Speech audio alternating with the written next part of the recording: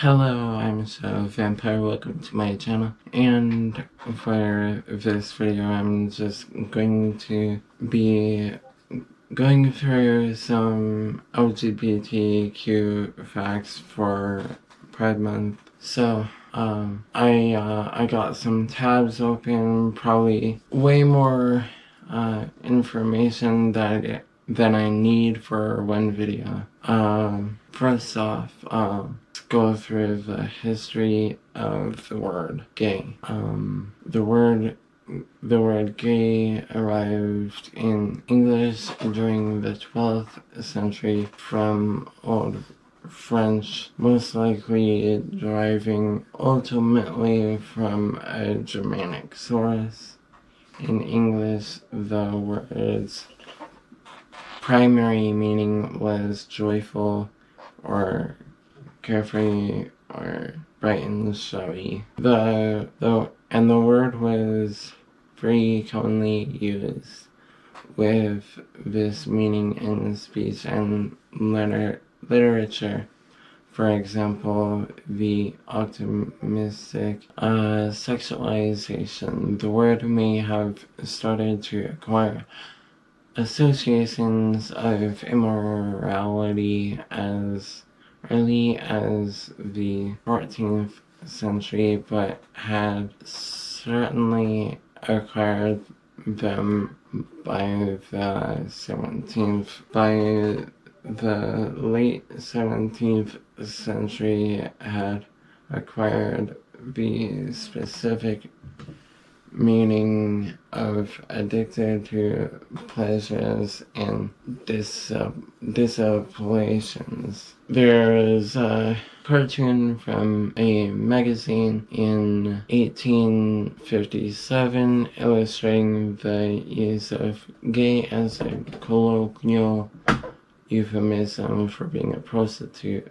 The use of gay to mean homosexual was often an extension of its application to prostitution. A gay boy was a young man or boy serving male clients. Similarly, a gay cat was a young male apprentice to an older hobo and commonly exchanging sex and other services for uses for I guess it's saying uses for such uses documented as early as the 1920s was likely present before the 20th century. So I'm guessing that saying the use as a replacement for the word homosexual. I can't find exactly when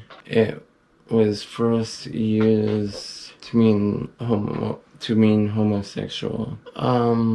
Bringing Up Baby, 1938 was the first film to use the word gay in an apparent reference to homosexuality. So that was the first time it was used in a film. From what I'm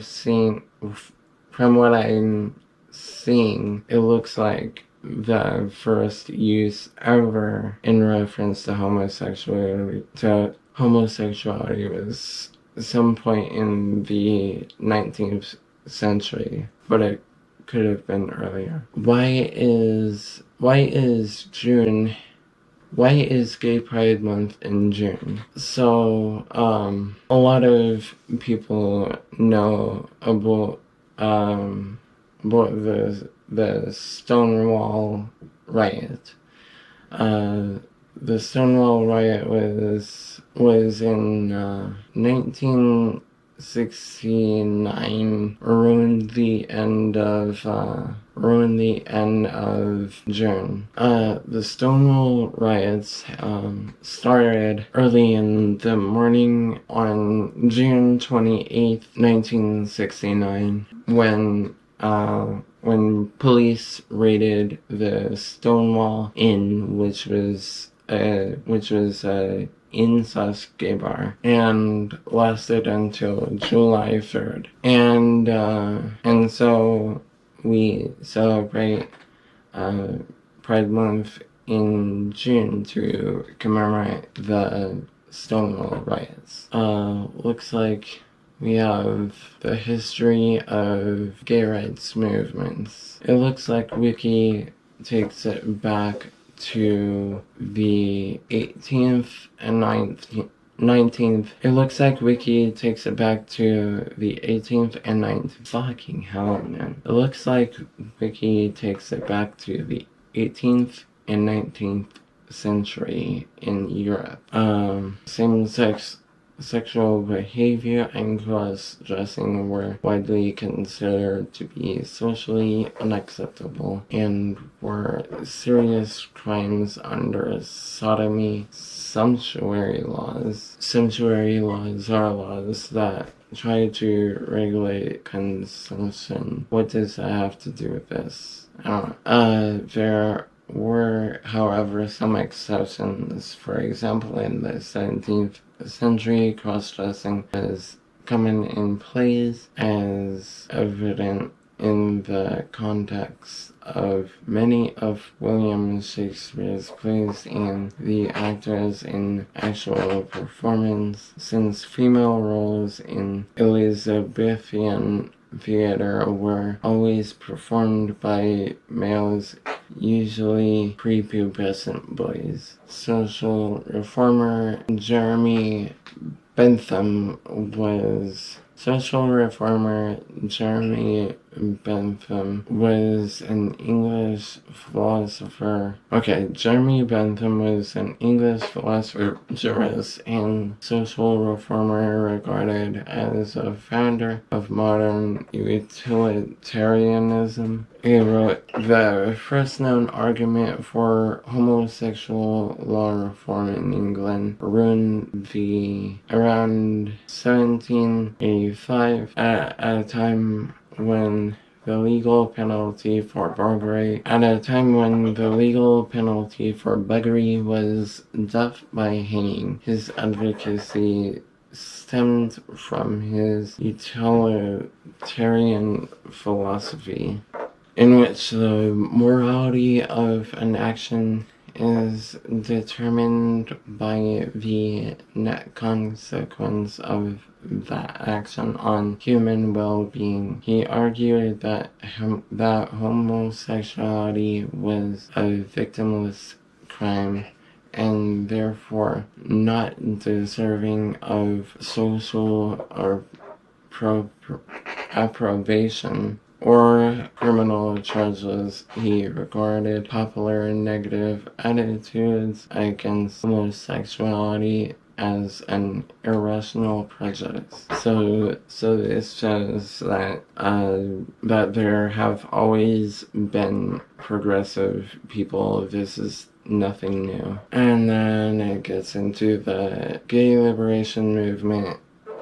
the first of which was the Stonewall riot and went on to 1974. Then there was the AIDS pandemic. Only heard it as an epidemic. I didn't know it was a pandemic. That went from 1987 to 2000. I already made a video about how AIDS started, so you can go watch that, but a summary of that video is that the HIV virus, which turns into AIDS, started from a flu that started in monkeys, so it was like a simian flu of sorts. My understanding from what I've seen is that the first guy who got HIV was eating a monkey. So from what I understand, this guy was a hunter and he ate a monkey, and that's how he got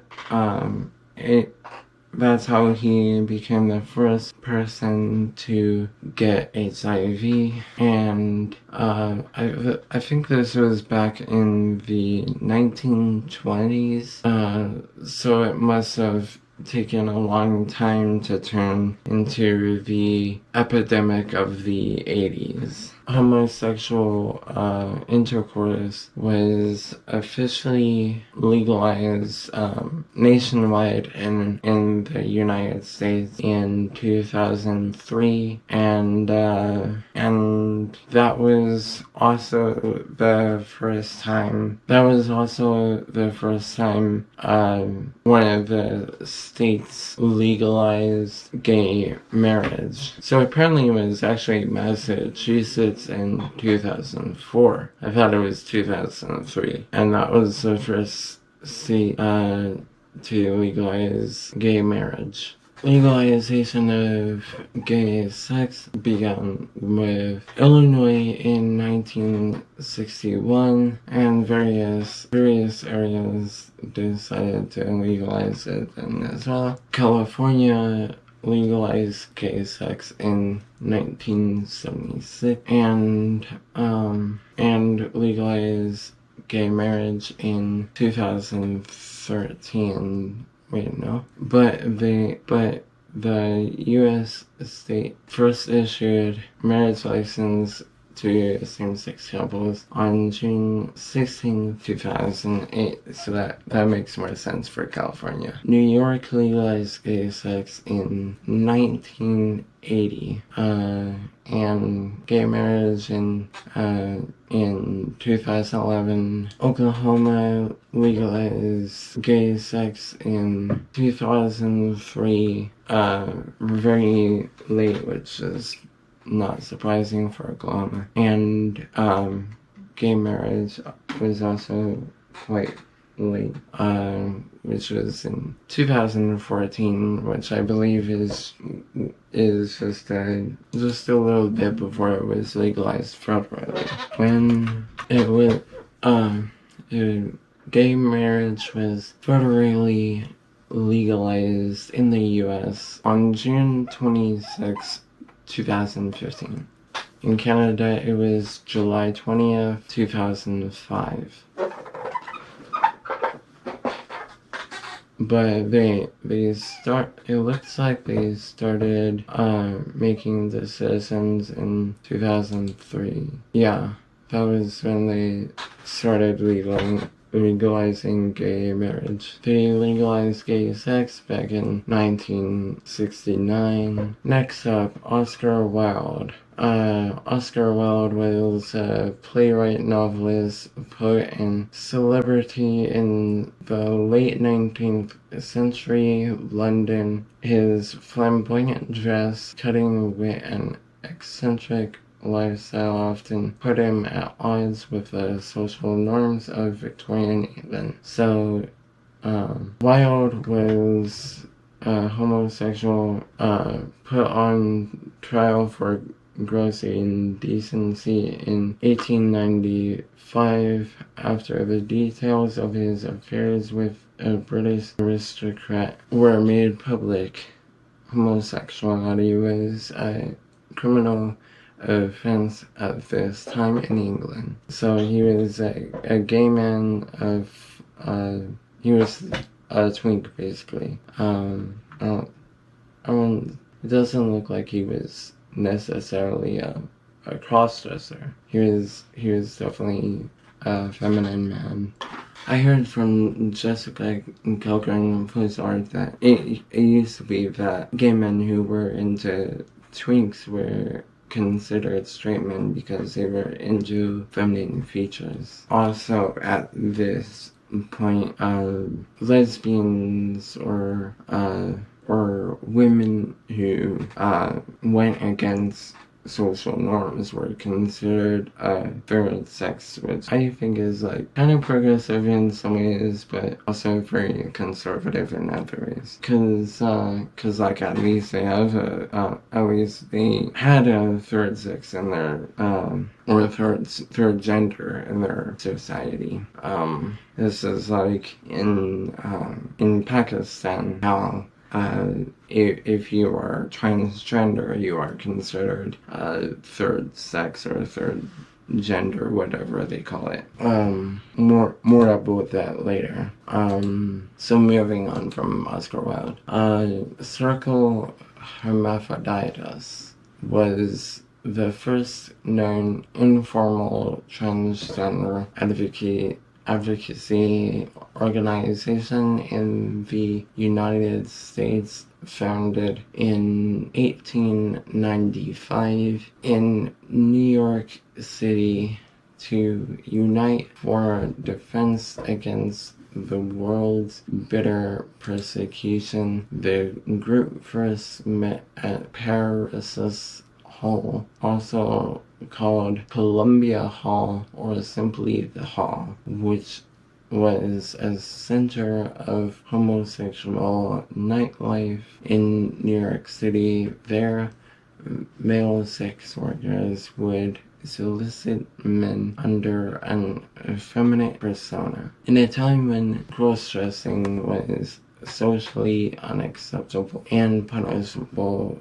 crime, places like Paris Hall provided a place where self-described instinctive female impersonators, androgynous queens, fairies, or Uranians, a historical term for homosexual men, could gather and feel more free to express themselves and socialize with similar people. These were Victorian era and Edwardian era words with their own nuances of meaning. For people who were born male, felt they were at least partly women in mind or spirit, and so this is also including the non-binary spectrum, and preferred having sex with men. People who today might call themselves transgender women, non-binary people, or feminine gay men, in the language of today's LGBT communities. The nature of Paris Hall during this period is known to historians today from a variety of sources. However, the circle hermaphroditus is more apocryphal,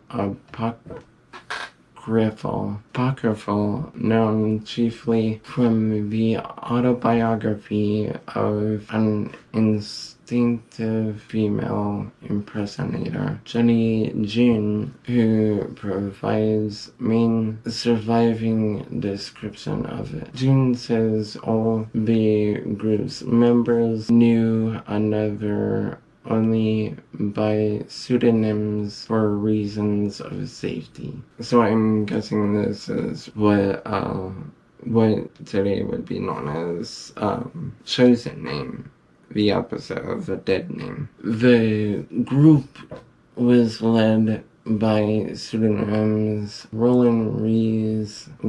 Little evidence of the circle's existence is known to survive today outside of June's autobiography. If it issued any pamphlets, none are yet known to historians. For this reason, some historians have raised questions about whether the circle existed at all. The circle is noted by transgender historian Suzanne Stryker as the first known informal organization in the United States to concern itself with what we might now call transgender social justice issues. So, who was Jenny June? I don't think I can find any solid evidence of how they identified it says Jenny June was, in her own words, an androgyny, neither fully male nor female. So Jenny was a non-binary person, but I can't find any solid evidence of how they identified exactly. It could be that they just didn't have the right words to identify themselves. They could have been a transgender man, they could have just been a crossdresser, or they could have been non-binary, which seems to be most likely. Okay, now for Wikipedia's timeline of transgender history. It appears to go back as far as 7,000 years BC, and of course it's standardized to BCE. It doesn't flow very well. And I think it's absolutely pointless to secularize points of time, especially when religion is such a big part of history. 7,000 BC, 1,700 BC, among the sexual depictions in Neolithic and Bronze Age drawings and figurines from the Mediterranean era. As one author describes it, a third-sex human figure having female breasts and male genitals, or without distinguishing sex characteristics. So it's just it's like a transgender action figure, or a model of a non-binary person. Again, evidence that there were always progressive people and there were always LGBT people. We just didn't have the same words back then. 400 BC, ancient Greek physicians. 400 BC, ancient Greek physician Hippocrates writes of the Aneri, a class of androgynous Scythian priests and healers. There are many eunuchs. Let me look that up. A eunuch, from what I could find, is a man who is being castrated. One employed to guard the women's living areas in an Asian court. So there are many eunuchs among the Scythians. Who are the Scythians? The Scythians are members of a nomadic people, originally of Iranian stock, known from as early as the 9th century BC, who migrated westward from Central Asia to southern Russia and Ukraine in the 8th and 7th centuries BC. So a long ass time ago. There are many eunuchs among the Scythians who perform female work and speak like women. So they are transgender women. They wouldn't speak like women if they weren't women. So that's who the Aneri are, the transgender women. The Aneri are also mentioned around the same time in Herodotus' work. Herodotus was a Greek historian and geographer from the Greek city Halicarnassus,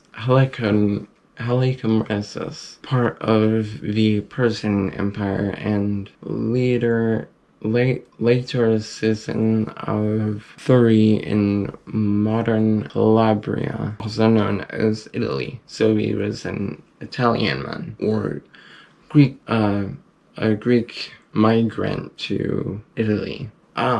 The Scythians who plundered the temple were punished by the goddess with the female, which still attaches to their posterity.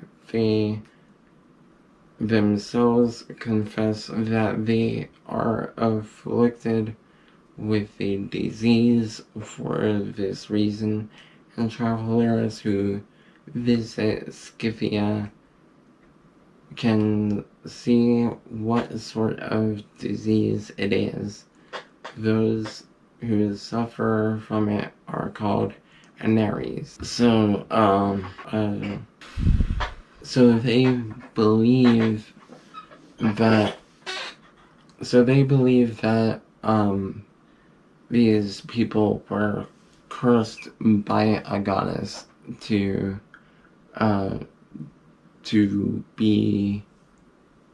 act like women, and from their perspective, which really they were just transgender women.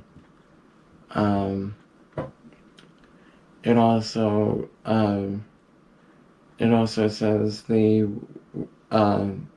performed female work, which I'm assuming that means like prostitution or dancing in their culture. Yes, there's a picture here of a transgender woman dancing, and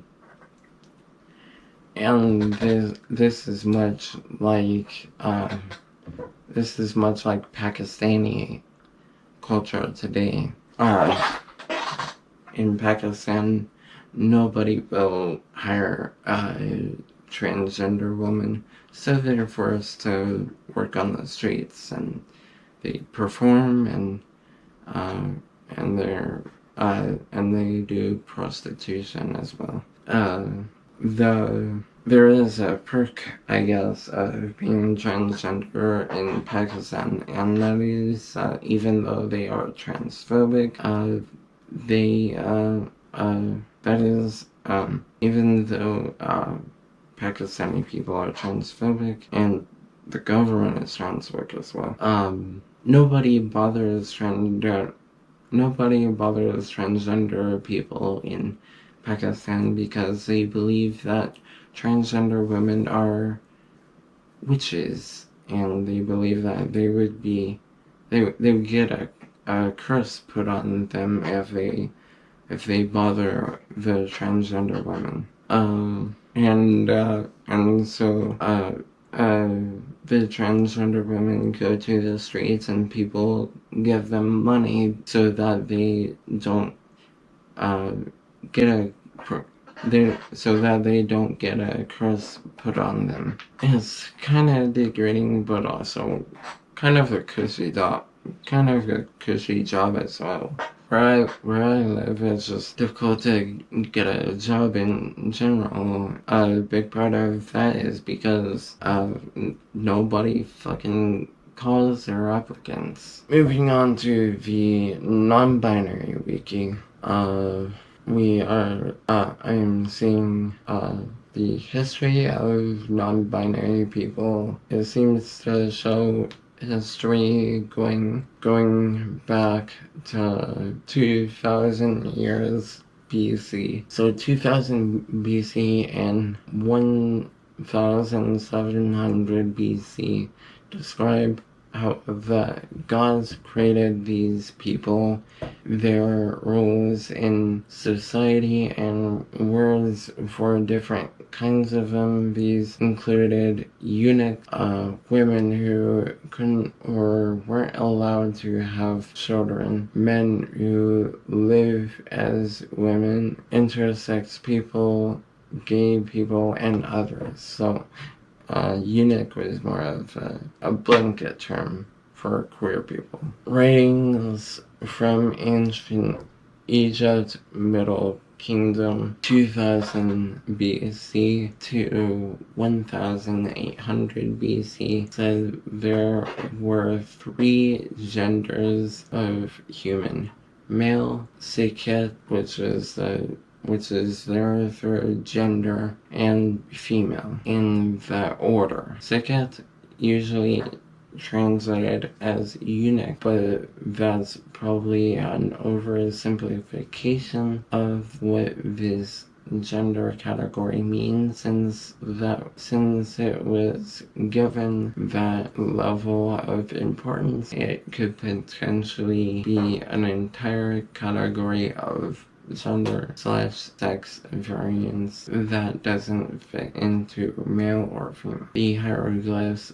for the Sikhet included a sitting figure that usually mean a man, but the word doesn't include hieroglyphs that refer to genitals in any way. The word for male did include a hieroglyph explicitly showing a penis. At the very least, Sikhet is likely to mean cisgender gay men in the sense of not having children and not necessarily someone who was castrated. Archaeologists question whether ancient Egyptians castrated humans because the evidence for it is lacking. Many cultures and ethnic groups have concepts of traditional gender variant roles, with a history of them going back to antiquity. These gender identities and roles are often analogous to non-binary identity, as they don't fit into the Western idea of the gender binary roles. The hijra of South Asian countries, including India, Pakistan, and Bangladesh, date back to 400 BC or 300 AD, where they were mentioned in the Karma Sutra. The hijra are feminine eunuchs who consider themselves neither male nor female. Hundreds of pre-colonial and Native American cultures recognize various kinds of gender roles, today called by the umbrella term who did not fit into the Western gender binary. I'm gonna leave it there. This is a long-ass video and it's gonna take a really long time to edit down. My socials will be in the description. Happy Pride Month. Thanks for watching and bye bye.